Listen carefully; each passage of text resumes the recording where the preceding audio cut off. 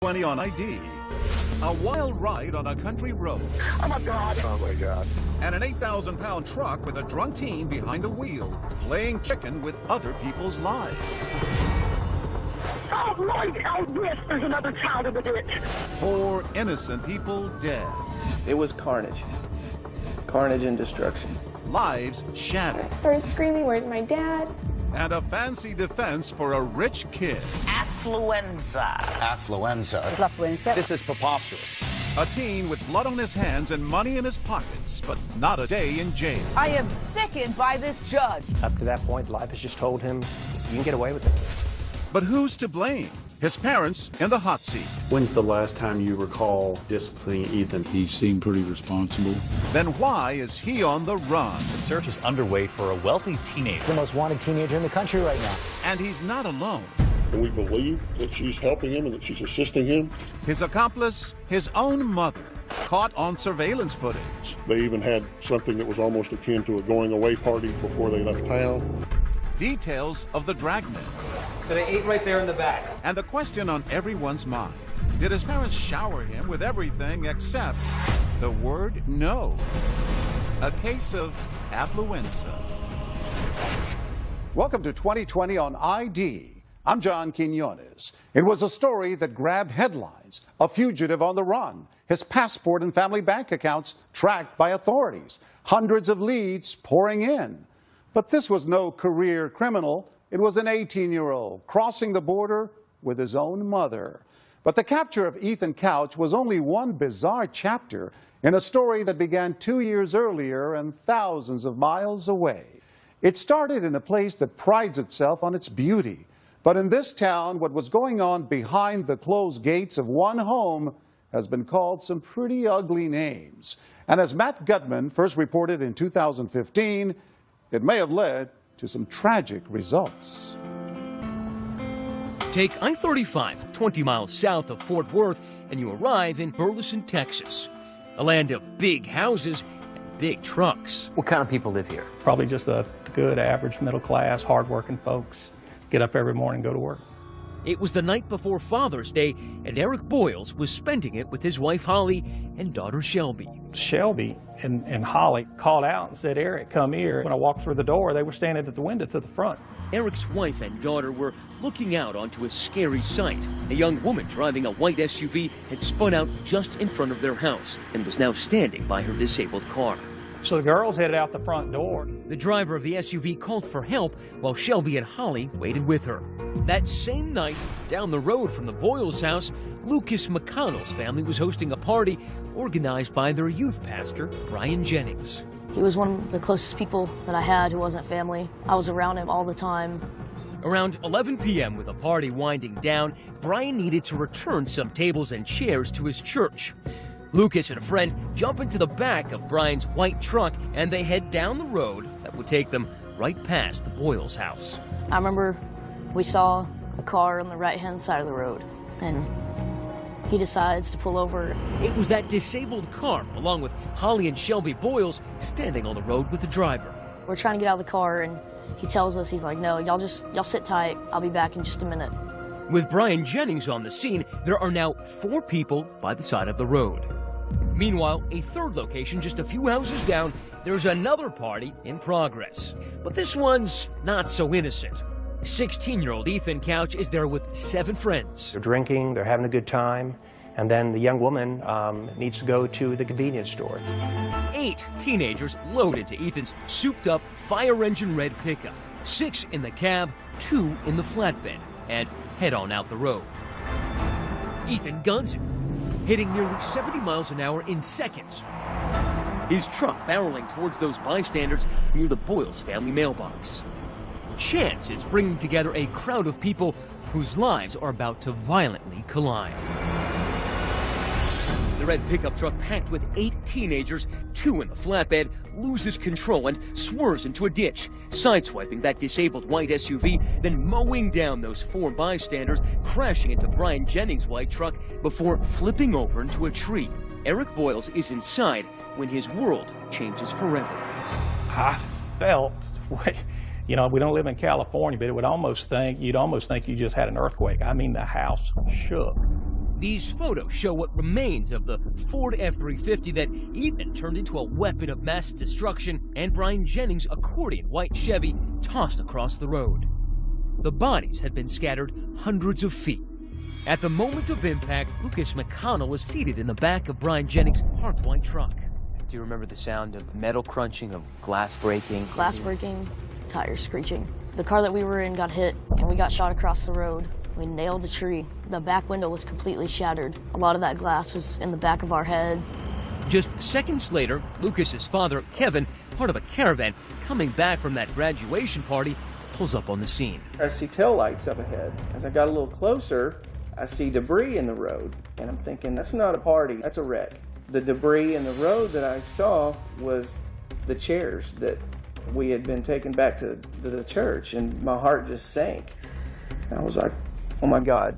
As Eric Boyles rushes out his front door to where he left his wife and daughter, he immediately starts dialing the phone. I was on the phone with 911. Shannon County 911, what is your emergency? There's a multi-car accident out in front of my house. While Eric's on with 911, half a dozen other frantic calls come in. There's 4 or 5 kids. There's kids laying in ditches and streets. Are you with the accident right now? Oh, Lord. Oh, yes. There's another child in the ditch. Oh, my God.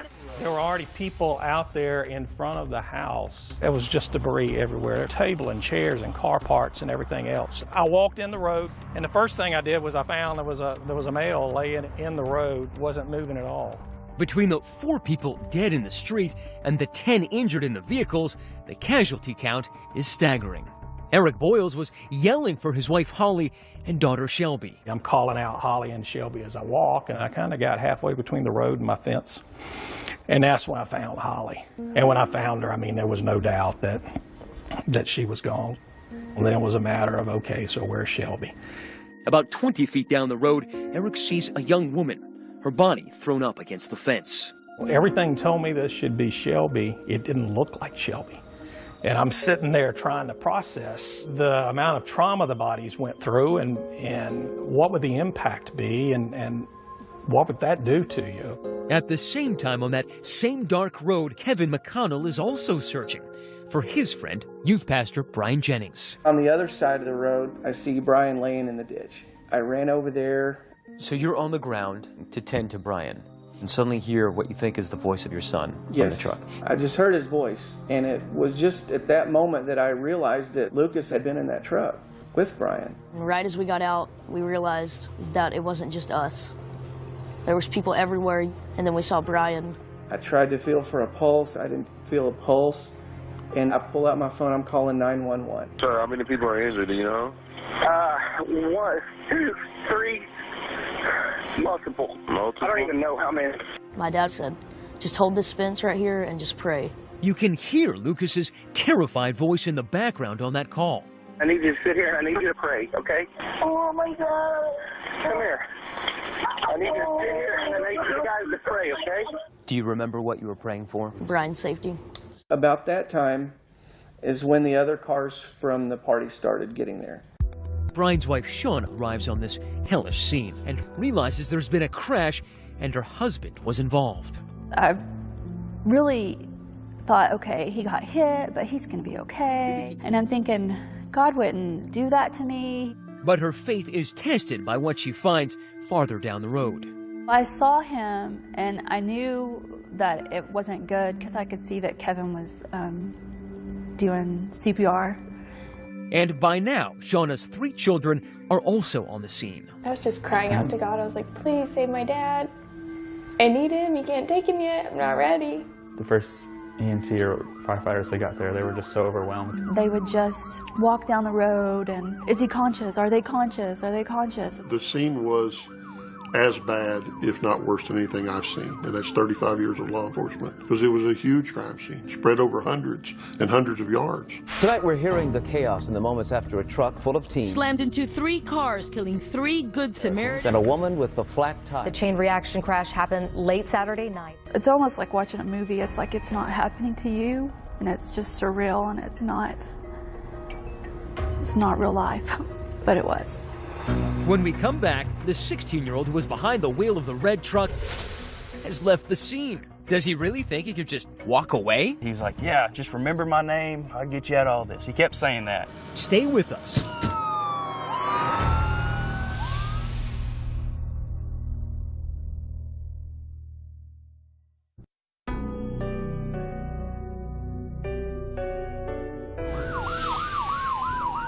The carnage out on Burleson-Retta Road looked like a plane crash. 4 people killed instantly, over 100 onlookers, first responders, and victims' families, like Eric Boyle's, jamming the street. I've never been in the military. I've never experienced war, but I can appreciate what they go through. Local news crews capture this footage, authorities scanning through the wreckage. They needed to find the person responsible for the crash. As it turns out, police wouldn't be the first to do that. What condition was he in? He was unconscious. Corbin Clark and his mother Shauna, 2 neighbors heading to the scene, find a passed-out teenager in a ditch, a quarter mile down the road. And I kept saying, hey, what's your name, what's your name? He'd say, what's your name? And he said, hey, man, I'm Ethan, I can get you out of all this. I was like, I guess he thought I was involved. But he was like, yeah, just remember my name, I'll get you out of all this. He kept saying that. His name, Ethan Couch, is now one everybody in Burleson remembers. Somehow, he not only survived the crash, but managed to free himself from the mangled truck, and rather than help anyone, he walked away. The police came, and they said, we need to get you into an ambulance. Was he struggling with the officers? He kept trying to shake them off, saying, I don't need all this. Once Ethan Couch was found, the story came together pretty quickly. That shocking story would turn sadness into outrage. Get this, Ethan's a 16-year-old living the life of an adult by himself just 7 doors down from Eric Boyle's. Ethan was supposed to be cleaning up the place so it could be sold. Where were his parents? Well, Fred and Tanya Couch had already moved on up to this sprawling place in Fort Worth. A 7,000 square foot compound. Take a look at that glittering metal roof. You're looking at the Couch moneymaker.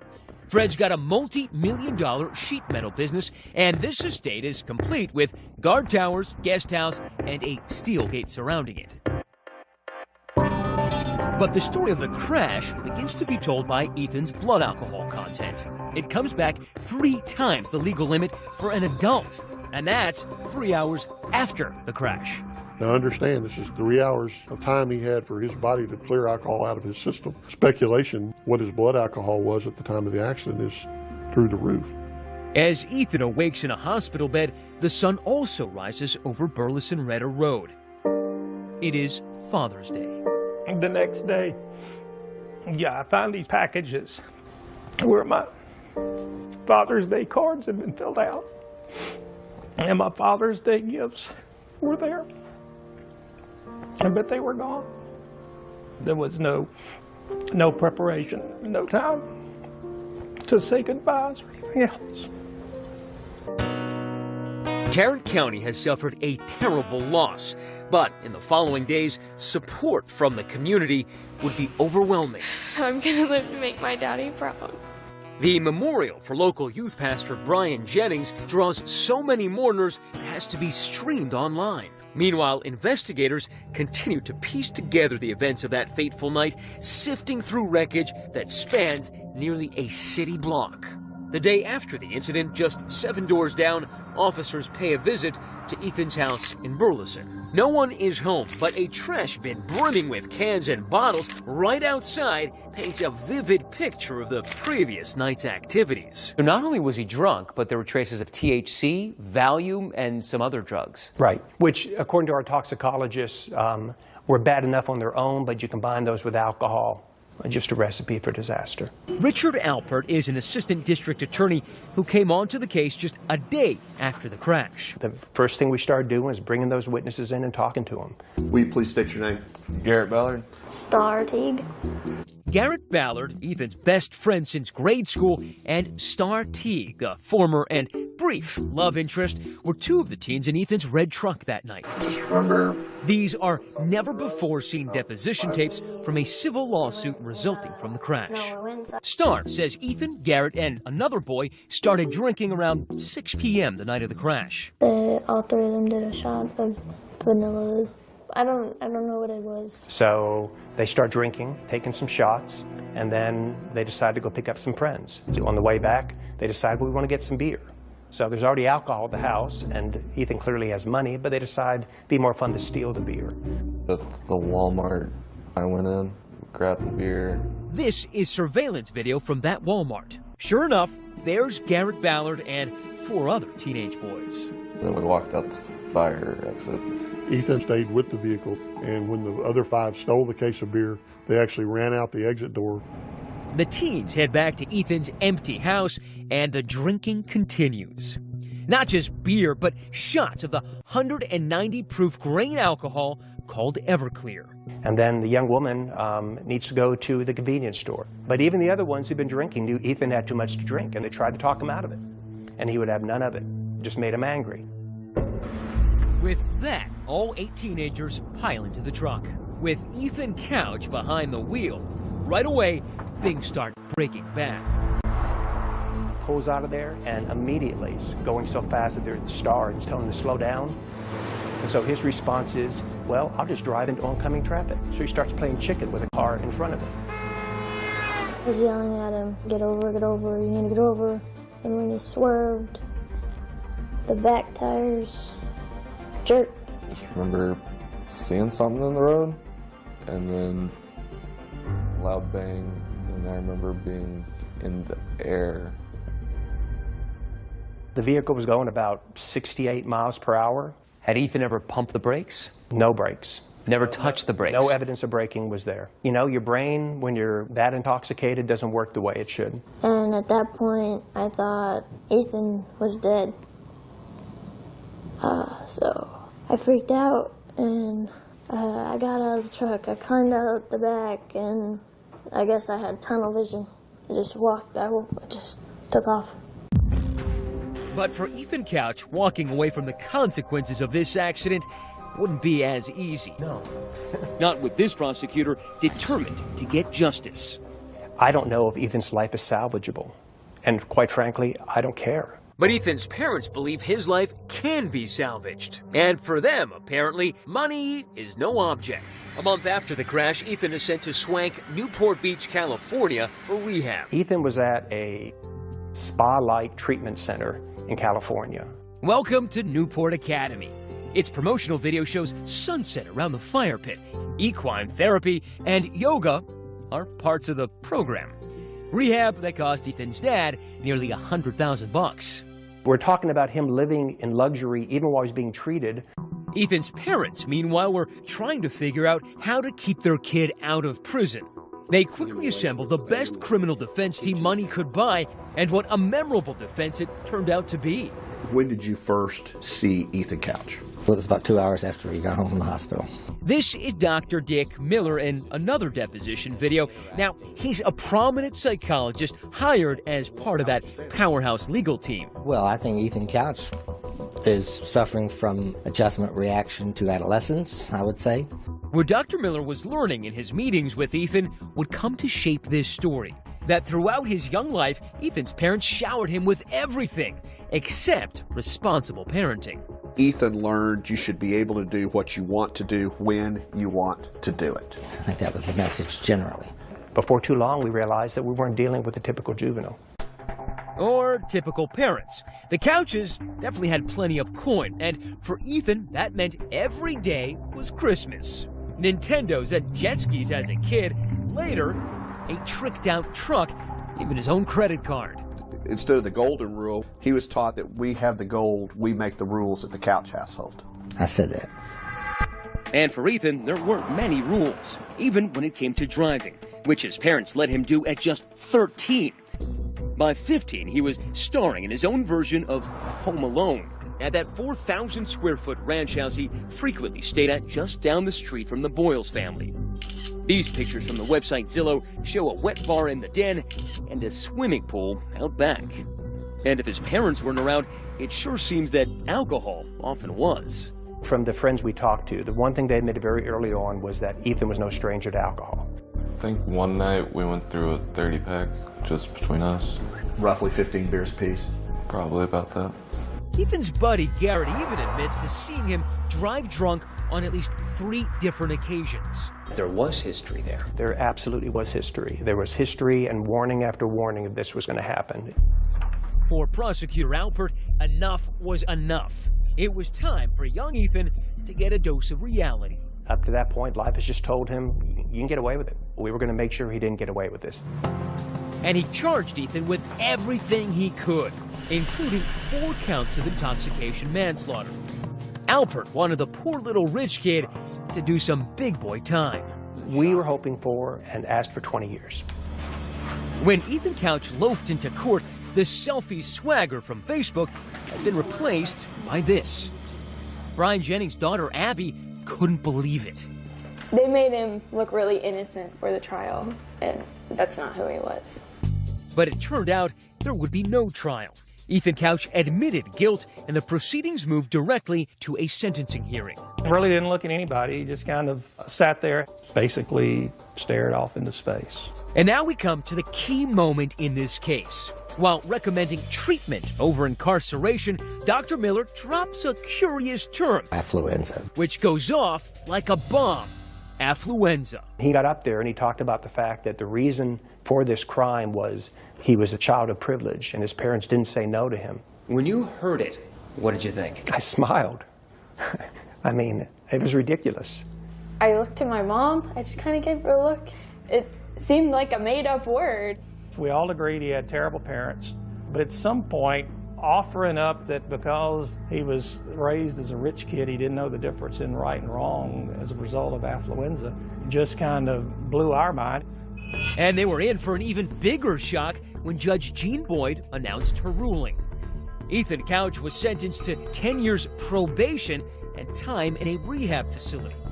4 dead, 9 injured, and not a single day behind bars. WFAA reporter Jim Douglas covered the case. What was the reaction? Volcanic, mainly aimed at Judge Jean Boyd, longtime juvenile court judge here. She really never even got through with her sentencing. The place kind of lit up, and the bailiffs escorted her out pretty quick. I felt like the judge spit in my face. The media crushed to get a shot of the boy who cried affluenza. To me, it's not right. He'll be feeling the hand of God. Money always seems to keep Ethan out of trouble. Ethan's lawyer had a different take. We applaud Judge Boyd for having the courage to issue this sentence that's going to give Ethan Couch a chance. Now, even in a law and order state like Texas, it's not uncommon for juveniles to get rehab instead of hard time. Still, the affluenza defense and judge's sentence lit the national media on fire. Well, a verdict in Texas sparking new outrage. Shockingly light sentence in a deadly drunk driving case. Affluenza. Too rich for jail. Judge Jean Boyd said the teen wouldn't get the therapy he needed in jail. I am sickened by this judge. People wanted this judge's head. They just felt like there had never been consequences in this kid's life, and here's one more example, no consequences. Judge Boyd wasn't the only one in the public's crosshairs. So was Dr. Miller, who took to CNN to defend himself. This kid has about an 80% chance of becoming a full functioning citizen. If he goes to the jail, he has about a 10% chance. I mean, he killed 4 people. I really don't think that. I wish I hadn't used that term. Everyone seems to have hooked onto it. What he didn't anticipate was that the BS of what his opinion was going to be hit the winds, and he was going to get the reaction he got, which he deserved to get. So many people were now asking, did Ethan Couch's affluence actually buy him a slap on the wrist? Maybe and maybe not, because for one family, the case was far from over. Not so fast. This is not the end of this. They were about to force the Couches into the hot seat to answer tough questions under oath. When's the last time you recall disciplining Ethan for anything? You're going to want to hear this. Stay with us.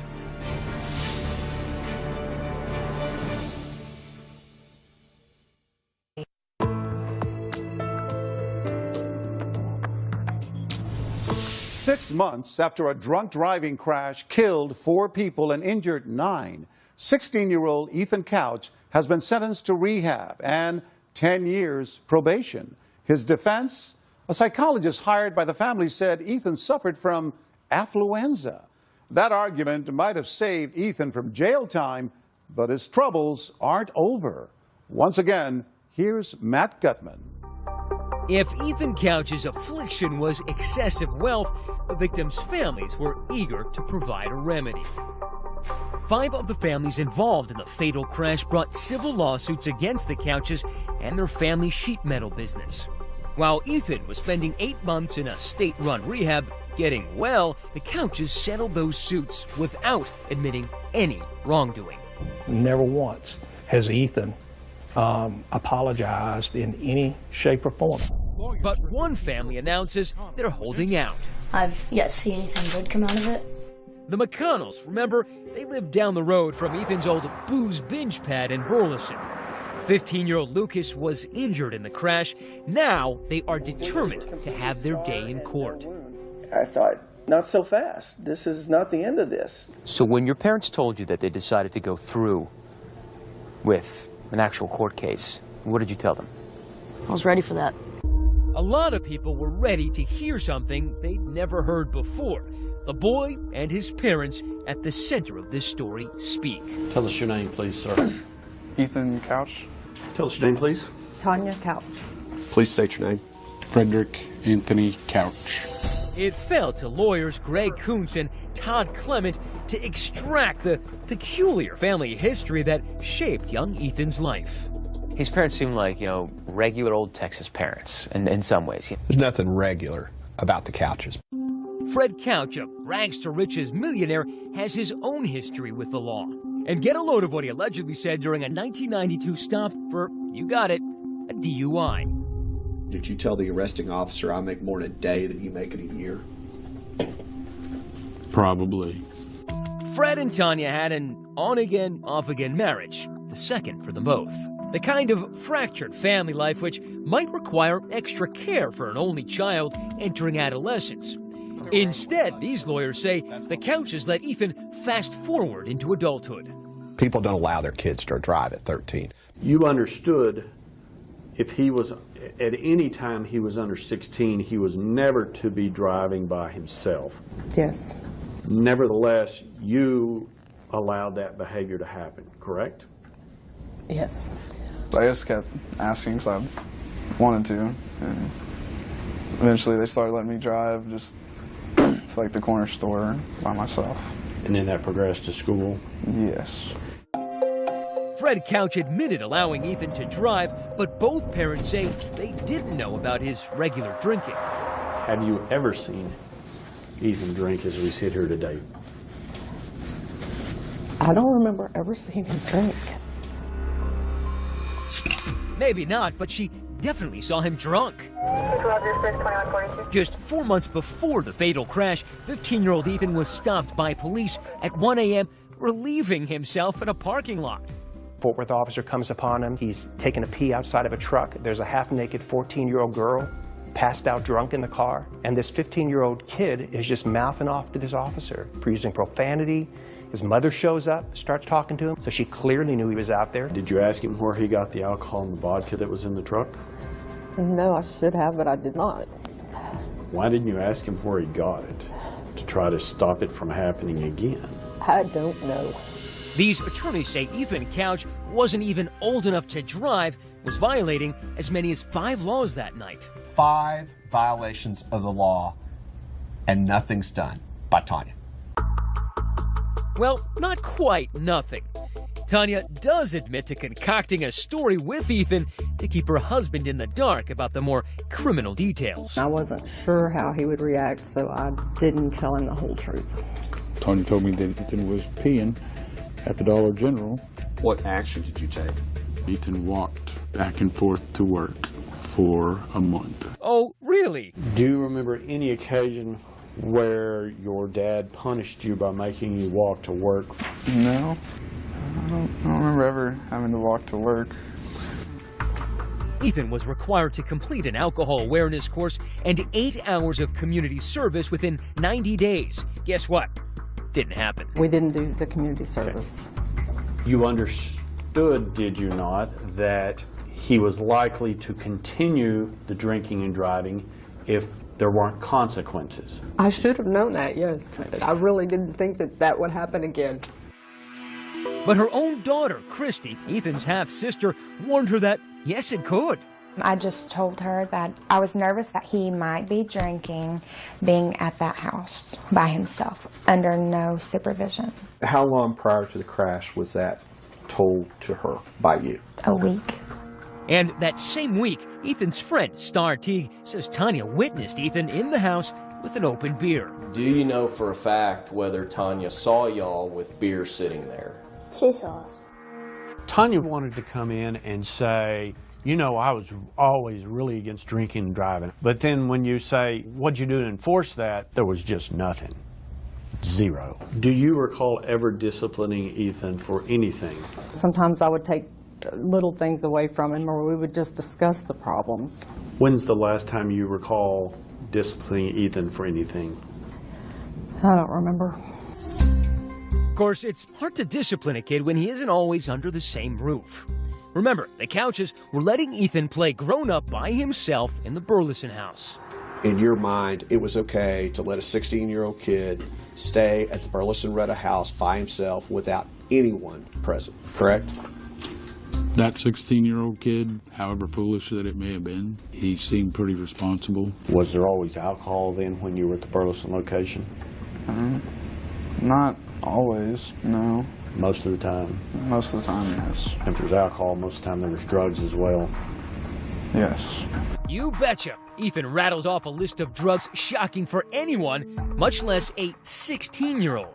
I'm taking Valium, hydrocodone, marijuana, cocaine, Xanax, Vyvanse. I think I tried ecstasy once. Pretty sure that was it. Which brings us back to that deadly June night. And what was your plan? Should have a couple people over and drink. Do you recall any sort of text exchange with your mom the night of this crash? Yes. She just sent me a text saying, don't be out late and don't be drinking and driving. She was asking what we were all doing, and he was telling her, and she knew that we were drinking. She was like, well, just don't drink and drive. That was certainly thoughtful, but by now, Ethan had years of experience blowing off the rules without facing consequences. Why should tonight be any different? Do you remember pulling out of the driveway? Not really. I just took a picture in my head of just turning out of the driveway, but that's it. What's the next thing you recall? Waking up handcuffed to the hospital bed. And after all this, Ethan's father actually distances himself from the Affluenza defense he paid for. I don't even know that I believe Affluenza is real. 16-year-old Ethan And despite all the terrible media coverage, attorneys blame over coddling by his wealthy parents. His parents maybe need to do a little talking as well. Even being branded the worst parents ever, Fred defends his family. I don't think we're profoundly dysfunctional. Did you teach Ethan that wealth bought privilege? I don't believe I ever intentionally tried to teach him that. Did you teach Ethan that indeed because your family was wealthy that the rules didn't apply to you? Never. The McConnells are eager for a civil jury to hear every word of this testimony. I feel like it needs to be done. Why? Because I haven't seen any punishment.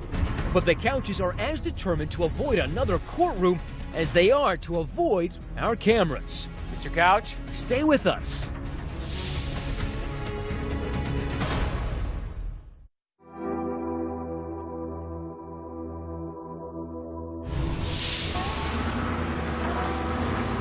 Two and a half years after a truck driven by Ethan Couch plowed into 4 people on this road, the search for justice is still an exercise in frustration for everyone involved. What would justice have looked like to you? Justice would have been the system doing something to Ethan that life hadn't done to him up to that point, which is hold him accountable. As the one remaining civil case, the one brought by the McConnell family, worked its way through the courts, the judge from the criminal case decided to call it quits. Jean Boyd, the judge who handed down that controversial sentence, retired in 2014, foregoing a run for re-election. She declined our request for comment. Her career in the public mind will always be defined by this case. Thousands of cases, but Affluenza is the one people will remember. Yes. we went to Texas to track Ethan down ourselves. But it was no easy task. We checked out the fancy Fort Worth house, but no answer there. Anybody home? So we went to the family business where he'd been working. We've been staking out Ethan and Fred's business, which is right across the way, for about a week now. But they're not like regular people. They don't come to work at regular hours. They don't keep regular hours, so it's been really hard finding them. When that steel gate slid open and Ethan finally emerged, he clearly wasn't looking to talk. You don't answer a couple questions? But if you take a closer look, that's him right there. The good news, he's not driving. At the time, abiding by at least that part of his probation. And just as the trial in the McConnell case is about to begin, another stroke of good fortune for Ethan. Lucas and his parents have had a change of heart, settling instead of moving forward with the trial. The last time that we met, you were very serious about taking this all the way. What happened? I think we've succeeded, at least a little bit. I never saw the child drink. I don't think we're profoundly dysfunctional. By showing the world those deposition videos, the McConnells believe they're showing the Couches for who they really are. By you guys coming here and focusing attention on this, this has made it where we've achieved our goals of, letting the world hear about this story. But as it turns out, the story was far from over. Ethan found himself in a whole new world of trouble when this undated video, appearing to show him partying near a beer pong table, surfaced on Twitter. I found it on Twitter and saved it and reposted it. 21-year-old Hannah Hardy wasn't at the party, but an acquaintance of hers was, and claims the gleeful blonde is indeed Ethan Couch. It just was making me mad that they weren't taking any of this seriously, and after seeing the interviews with the victims' families and stuff, it really gets to me. I think that was the trigger that sent him running once that video surfaced. 8 days after that video goes viral, Ethan misses a regular check-in with his probation officer. And he and his mother, Tanya, now no longer married to Fred, skip town. We've had a very cooperative effort of all law enforcement in looking for Ethan Couch and now also his mother, Tanya Couch. A warrant is issued for Ethan's arrest, and the sheriff turns to the public for help, releasing pictures of Tanya Couch's black truck. We encourage the public to continue to watch for them, to look for this vehicle. If anyone sees anything, call your local law enforcement. With the U.S. Marshals and the FBI now joining the international search, the pressure on mother and son Couch begins to mount. We're not going to quit looking for him, and the longer he's gone, the worse it's going to be. The search is on for and the whole country seems to be asking, where in the world are Ethan and Tanya Couch? The hunt for Ethan Couch and his mother. Oh, absolutely not. Where are they going to live? Like Ethan Couch can make a living in Mexico? Stay with us.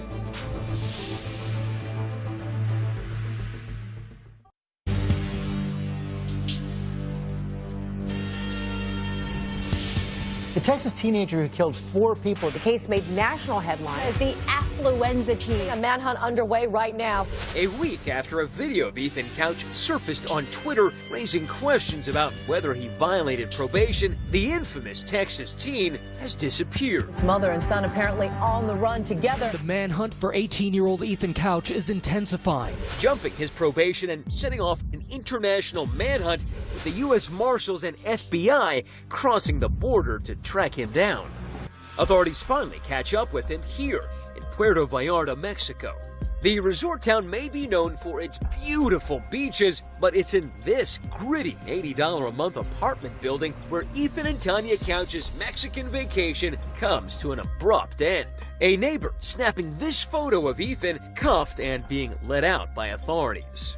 His black hair and goatee so different from the blonde kid who ambled into court just 2 years earlier. Ethan and Tanya had been on the run for 3 weeks, absconding to Mexico in Tanya's black truck. They'd probably driven that to the border and then crossed over the border. And get this, according to Sheriff Anderson, before taking off, they took some time for goodbyes. They even had something that was almost akin to a going away party before they left town. While on the run in Puerto Vallarta, eating at this local restaurant. So they ate right there in the back. And here's Tanya on surveillance video in a tank top chatting up a butcher at a nearby store. 2 days later, there's Ethan in that same shop, breezily talking to a worker while buying chicken nuggets, leaving with that wave. Just 2 hours later, Ethan and his mom would be detained. Their downfall? Authorities say a call for a Domino's pizza delivery. Instead of a piping hot pie, though, it was Mexican officers who showed up. Shipped back to the U.S., Tanya was charged with hindering the apprehension of a felon. Her bail set at $1 million. That is a third-degree felony in Texas. It carries a range of punishment of 2 to 10 years in the penitentiary. I think she deserves to be incarcerated. Tanya Couch's attorney released a statement saying, in part, while the public may not like what she did, Tanya did not violate any law. As for Ethan, he was brought back to Texas in handcuffs to be held in juvenile detention as a flight risk. But when he turns 19, his case will be moved to adult court, where, if he breaks probation again, the consequences will be much higher. He could be looking at 10 years on each death, which is a potential of 40. Meanwhile, Eric Boyles, who lost his wife and daughter in Ethan's drunken crash, is still in that same house. You know, a lot of people would ask, why stay here? Actually, people may not understand this, but there's probably a little bit of peace knowing where they were. Faith, family, and friends is the only thing that gets you through it. As for Shauna Jennings, the widow of youth pastor Brian Jennings, her faith points her towards forgiveness. It's a daily decision to forgive. Because it's so easy to hate, isn't it? It is, but that doesn't do anything except punish you. I can't live my life bitter or angry.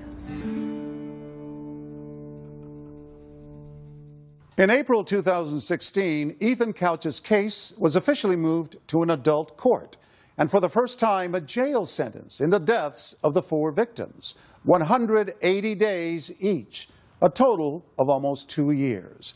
As for Ethan's mother, Tanya, her bail was later lowered to $75,000, and she was formally indicted for her role in helping Ethan elude authorities. She has pled not guilty and is awaiting trial. I'm John Quinones. Please join us next time for another edition of 2020 on ID.